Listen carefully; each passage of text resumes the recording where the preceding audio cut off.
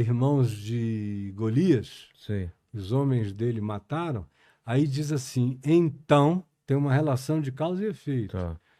dando a certeza de que aqueles nefilins eram figuras malignas, demoníacas, do tal do cruzamento alienígena. Eu tenho Sim. muito mais tendência a crer naquilo que o pessoal chama de alienígena e que os cristãos Os chamam de híbridos. anjo.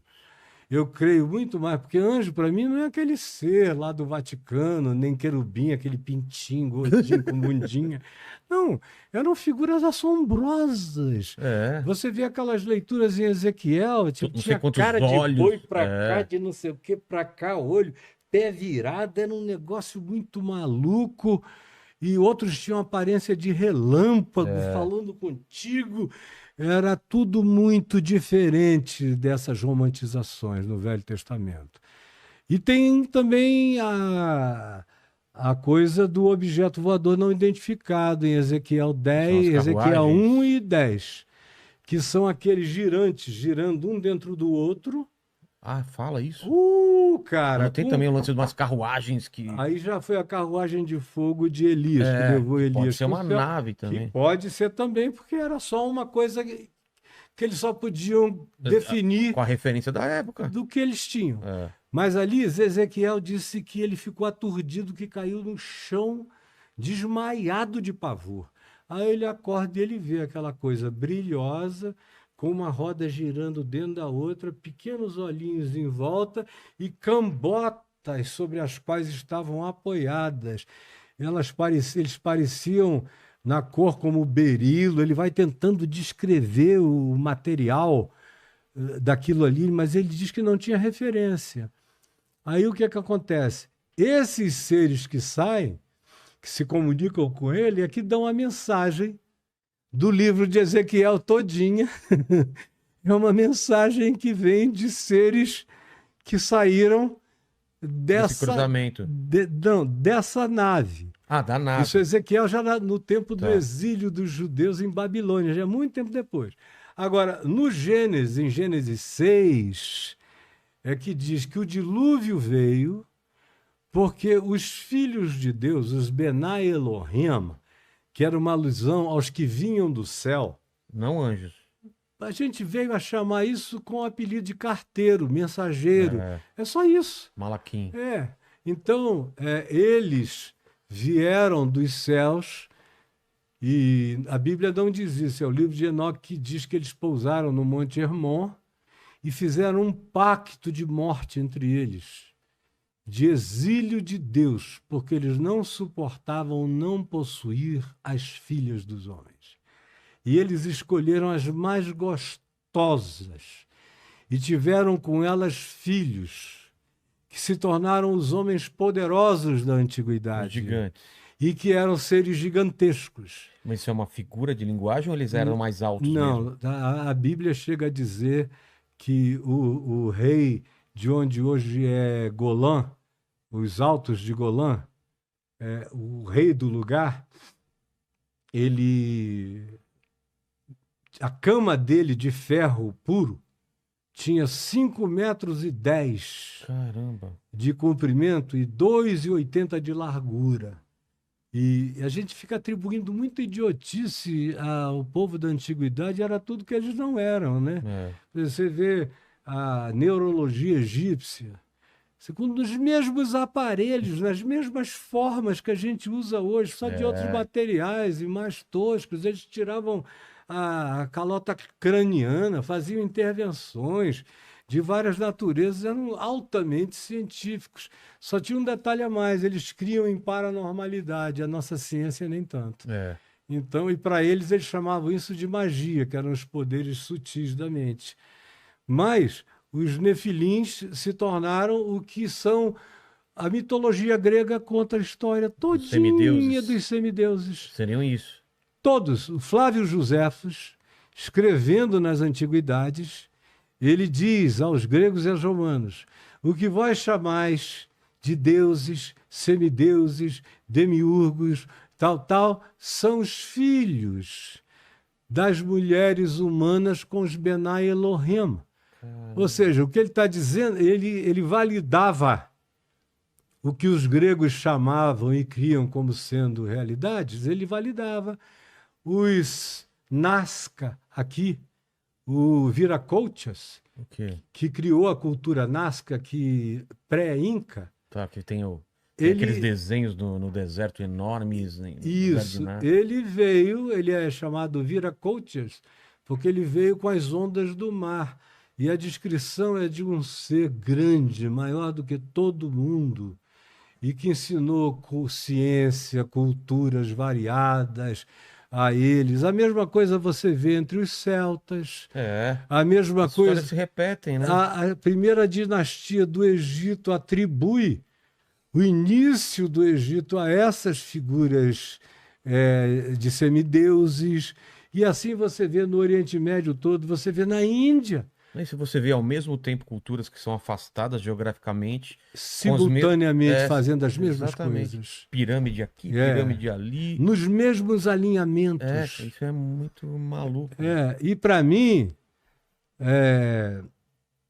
o Eric von Braun eram os deuses não estava completamente certo em todas as conclusões, mas a premissa dele tem uma validade extraordinária. Que a premissa é a seguinte: será que o que a nossa cultura chama de anjos e deuses não seriam, porventura, visitantes de outras dimensões ou de outros planetas? Para mim é muito mais um negócio multidimensional. Eu creio no visitante da mesma ordem planetária também, da mesma ordem universal da gente. Mas por causa do Novo Testamento, eu fiquei com uma facilidade enorme em crer na física da teoria das cordas, que são lâminas dimensionais que vibram de uma do lado da outra. De modo que, às vezes, você vê, mesmo quando você vê detecção desses seres em radares, desses entes em radares, você vê que, às vezes, eles entram em cena e, às vezes, eles saem de cena. Como mágica, né?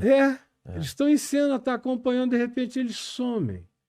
E às vezes o visualizador continua vendo, mas o radar já não capta, como se ele tivesse sido transposto por uma nova camada dimensional, aonde tem sombra dele sendo visibilizada. Exato. Então, para mim, nesse universo,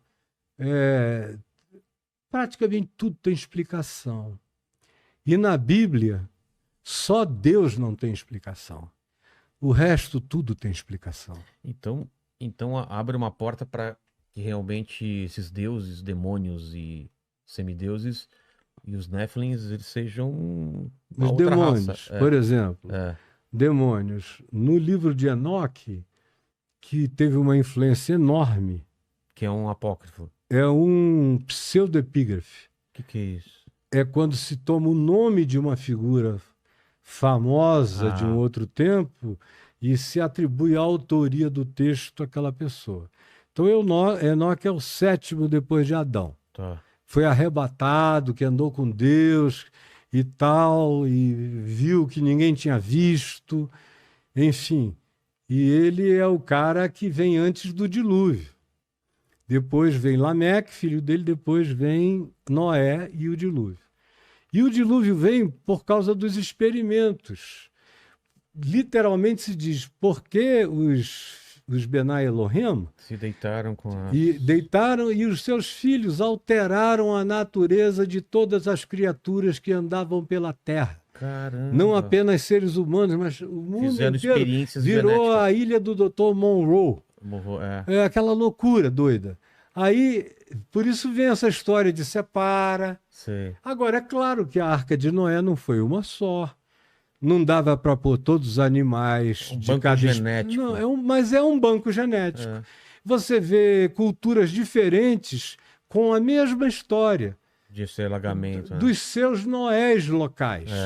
Que sobreviveram com revelação semelhante, de construir uma coisa que aguentasse o dilúvio.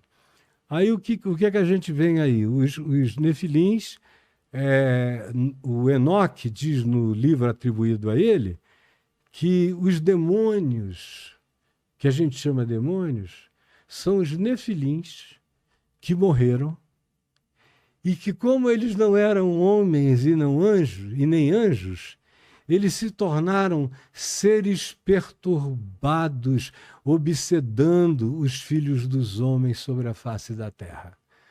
Eu acho essa uma descrição muito interessante de onde procedem os demônios. Agora, é claro que, para mim, 98% do que as pessoas chamam demônio, a gente trata com psiquiatria, com terapia, com um monte de coisa. Agora, que eu creio em demônios, eu creio. Eu já tive encontros bárbaros com seres demoníacos, quando eu era pastor em Manaus, especialmente, porque o amazonense antigo, que já não é o de agora, ele tinha um olhar totalmente animista do mundo. Então, as árvores tinham espíritos, o rio era uma herança indígena e cabocla. Então, o mundo deles era muito mais lotado disso. Agora, eu vi estudante de medicina assistindo aula de anatomia ficar possesso na classe, quebrar a classe inteira, me encher o professor de cacete e me chamarem lá. E eu nunca tive medo disso mesmo, né? E não vou nem falar o que eu ia falar. Pode falar. Eu botei muito demônio. O demônio corria assim, tipo para me baianar. Para já pegar. E aí eu só entrava ali e jogava o peso todo em cima, o cara ia com a boca no chão. Eu digo, não vem tirar onda comigo, nem de um lado nem do outro. Você vai apanhar dos dois lados, fica aí na tua. 100 quilos em cima. E eu não quero discutir. Mas o que era? Não discuto com demônio. Você acha que era demônio mesmo? Absolutamente, cara. Você vê com uma força sobrenatural. O sujeito botar um espinho de tucumã aqui pela pele. Caramba! Saindo aquele espinho preto assim na tua cara. Você vê o sujeito começar, claro que um paranormal iria dizer, não, isso é uma super paranormalidade. O cara começar a descrever o que está acontecendo nas casas dos vizinhos. E por curiosidade eu mandava checar. Estava tudo acontecendo. E era verdade. Tudo verdade. Então, qual a explicação? E aí, um super paranormal iria dizer que o cara viajou, se projetou e chegou e tal. O espírito dele. Mas, meu Deus, eu tenho muitas convicções que aliam ciência com espiritualidade, que me dão um conforto total para dizer o que eu estou dizendo aqui, na UNB, na USP, na Unicamp.